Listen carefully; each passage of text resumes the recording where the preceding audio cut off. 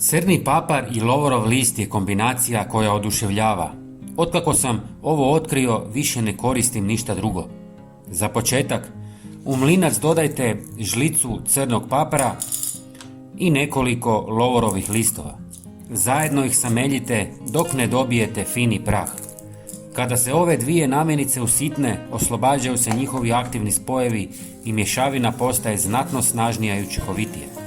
Možete koristiti i već usitnjene začine, ali svježe samljevena kombinacija daje puno bolji rezultat.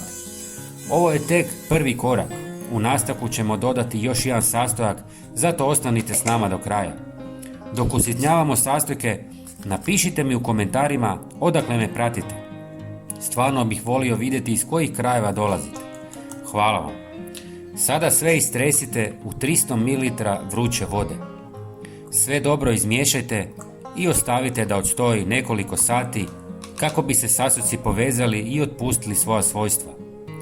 Nakon toga tekućinu procijedite kroz gazu ili čistu krpu. Ako vam se sviđaju ovakvi savjeti, pretplatite se na naš kanal jer redovito dijelimo korisne i jednostavne trikove. U procijeđenu tekućinu zatim dodajte 200 ml octa i ponovo lagano promiješajte. Gotovu smjesu ulijte u bocu s raspršivačem i pripravak je spreman za korištenje. Na ovaj način dobili ste prirodno sredstvo koje možete koristiti na više različitih načina. Dobivena otopina pokazala se vrlo učinkovitom u odbijanju komaraca, mrava, žohara, stjenica, lisnih ušiju i smrdibuba, pa čak i miševa i štakora. Jak miris octa u kombinaciji s paprom i lovorovim listovima stvara okruženje kojim nikako ne odgovara, pa je dovoljno lagano poprskati prostor u kući, oko doma ili mjesta na kojem se najčešće pojavljuju. Dodatna prednost je što oca dezinficira sve površine koje su insekti i glodavci kontaminirali izmetom. Međutim, primjena ove mješavine tu ne završava.